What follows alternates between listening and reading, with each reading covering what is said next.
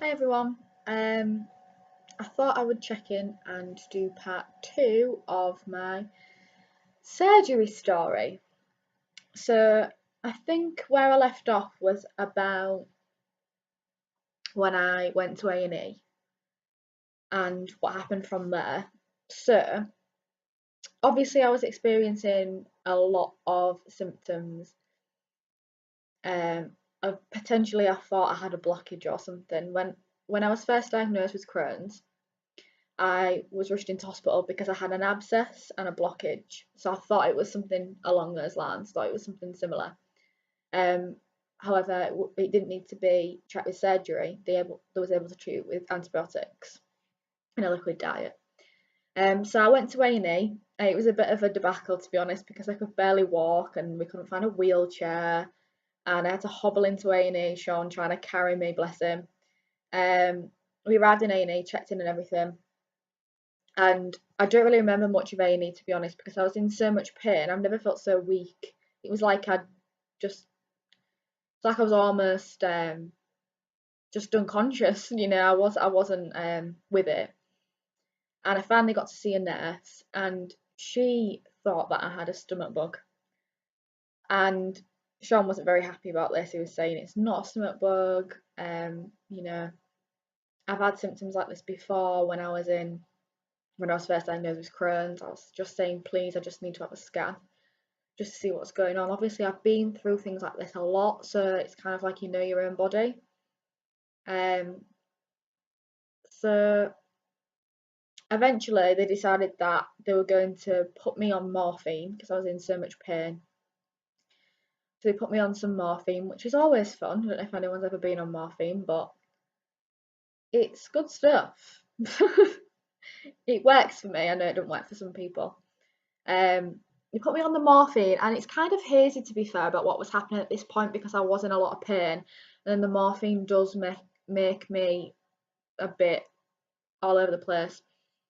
Um, so much so that Sean tells me the nurses were asking if I liked to show the bake off, and apparently I was really against the bake off. Don't like it at all, but I really liked Peppa Pig. I mean, I don't watch Peppa Pig, but how funny. Um, my parents are coming at this point, and they're just putting me on morphine, and they're just doing quite a lot of scans and X-rays and things like that. And then they moved me on to AAU, which I think is acute assessment, and they're treating me. I overhear them telling me that they're treating me for sepsis, so that really scared me at that point because I know sepsis is really dangerous and it can kill you. Um, so they did a CT scan, and at this point they found out that I had fecal loading, attractive, so blockage basically, and the CT scan showed that the liquid that they give you was leaking. So I had a perforation, I had a perforated bowel, and that was causing sepsis basically. So at this point, once your bowel is perforated, if it's blocked, they can treat it with other things, but if it's perforated, you can't fix a perforated bowel without surgery. So I had to go in for surgery. It was a massive shock, and at this point I was on my own because it was the middle of the night, about 4 in the morning, and nobody was with me. My parents weren't there, Sean wasn't there with me, so I was quite scared. And they wanted to take me down for surgery, and surgery to me was the worst thing that could ever happen with my Crohn's. I think you're either a surgery person or a medication person, and at this point I was a medication person. I'd take any medication, but I wouldn't want to have surgery. So I I couldn't come to terms with it. I was refusing to sign the forms. I didn't want to sign the forms, that you have to consent to the surgery. And then the nurse basically just sat me down and said, "This is gonna save your life. You could die if you don't sign the forms." So that made me sign the forms, obviously. And I went down to surgery. My mum called the ward, and I remember speaking to her before I went down for the surgery. And I didn't really have any emotions on it. I was scared, but I knew that it needed to happen. So I went down to what do you call it? When you have anaesthetic. I went down to the anaesthesiologist, and they couldn't, at this point, they'd prodded and prodded me with a million and one veins, and they just couldn't find a vein. So they said that they were going to have to put me under and then put a central line in my neck. So they started giving me the anaesthetic to put me under, like gas and air. And I just won't go under. And they were saying to me, right, are you starting to feel tired now? Are you starting to feel a bit dizzy? Are you starting to feel a bit drunk? And I was like, no, no, no, no. Still not feeling anything. And then obviously I did eventually go under. So when I was under, I've worked out I probably was in the operating theatre for about 6 hours. I think that's about normal for a surgery, but because it was emergency, they weren't able to do like keyhole surgery. They had to fully open me up, so that was fun. And the next thing I remember after joking and laughing with the anaesthesiologist was waking up in ICU. I wasn't fully awake. I remember hearing things going on around me and knowing that people were there, but not being able to feel anything. Basically, I remember my dad putting the little bits of sponge in your mouth to keep you hydrated, and then I'd just go back.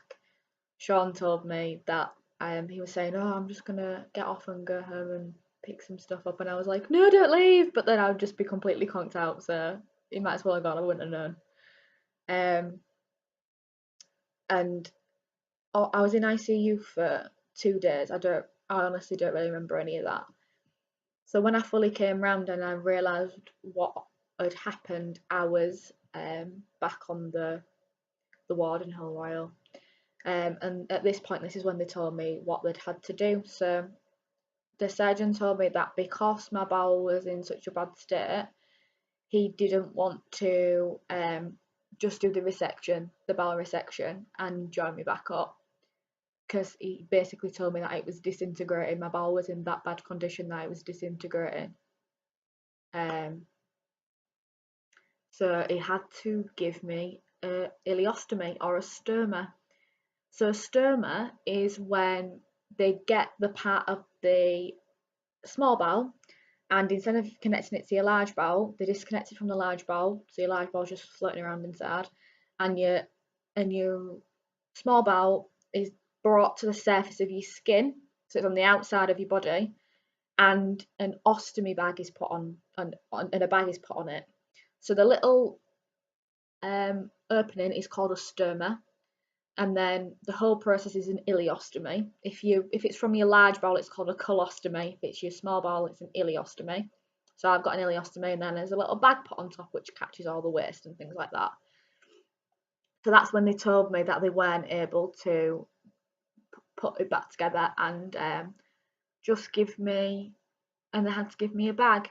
So I remember them telling me, and having a bag, if anyone knows me, was the worst thing that could ever possibly happen to me. I just wanted to put it off for as long as possible. And when they told me, I remember being upset, but I wasn't as upset as I thought I would be. You just have to accept it. Like, I find it easy to be a positive person, so I knew that I would learn to deal with it. So I was in Hull Royal for a few days, and you obviously can't really eat much at first. So I had no energy. I had a catheter and everything like that. I had to see the physiotherapist and the stoma nurses, and in total, I ended up being in hospital for about a week. It's crazy because when you've come round from a surgery like that, I didn't understand like the effect it would have on my life as a whole. Like, I didn't realise how Friday when I went in, I was such an active person and I was always up and doing everything, and then after I woke up from my surgery, I couldn't even get out of bed. And I know that sounds really daft, but it's like everything that I knew about myself was now different, and it felt like learning to be myself again. Learning to be a person again, like learning to walk, learning to, like, when the first thing you learn to do when you're younger is you potty trained. You learn to be able to control your own bowels, and that was even taken away from me. Did you know that you're actually classed as incontinent when you've got an ostomy bag? I mean, the only bonus I can see is hopefully it gets the front of the line at Disneyland. No, so that's basically what operation I had and how long I was in hospital and what happened. And I might seem like I'm being quite happy and optimistic about it. And that's because I've come through most of the most difficult part of it. But it is a life-changing surgery for anybody who's watching this who's particularly going to have a similar surgery. It's life-changing, but it's also life-saving, and it's something that if the doctors want you to have it, there is a light at the end of the tunnel. It is going to be painful, it is going to be scary, and having a bag does change your life. But I'm now 4 or 5 weeks post-op, and I am getting there. I am getting back to what I was before. It is emotionally draining and it is hard, but you have to be positive. You have to have a positive outlook on life, because there's no other option. You either deal with it or you don't. And why would you want to sit there and mope and think about how bad your life is when there's people with way worse? And I don't want to diminish that either, because I know everyone's struggles are different, but it's easy for me to be positive, and I know sometimes it's not so easy for other people, but being positive, I think, can make you heal. And it sounds real wishy-washy, but being positive and your mindset does help you to heal. It honestly does. And you just need to take it day by day and set yourself little targets. At first it was, I want to be able to have a shower, like I want to be able to get out of bed. Then it was, I want to be able to stand up. Then I want to be able to dress myself. Then I want to be able to take a shower on my own and go for a walk. My doctor's around the corner, walk to my doctor's on my own and make my own cup of tea and things like that. And now my target is that I want to go back to yoga, because I want to be able to get some of the strength back that I had before. So that's basically my second half of my surgery story. Um, I want to do videos and blog posts about lots of different things, and if anybody's watching this who doesn't know me, or they have any questions, or they want to know specific things about it, I don't know if I've particularly talked about this well, but if anyone's got any questions, then just comment down below and I will be happy to answer them. And if anyone wants any advice, then I'll be happy to give you some advice as well, because I know that videos like this I would have binge watched them in the hospital when I had nothing to do, because I find it really interesting to see what other people how other people have dealt with things. So thanks very much for all the support and everything so far, and yeah, see you later.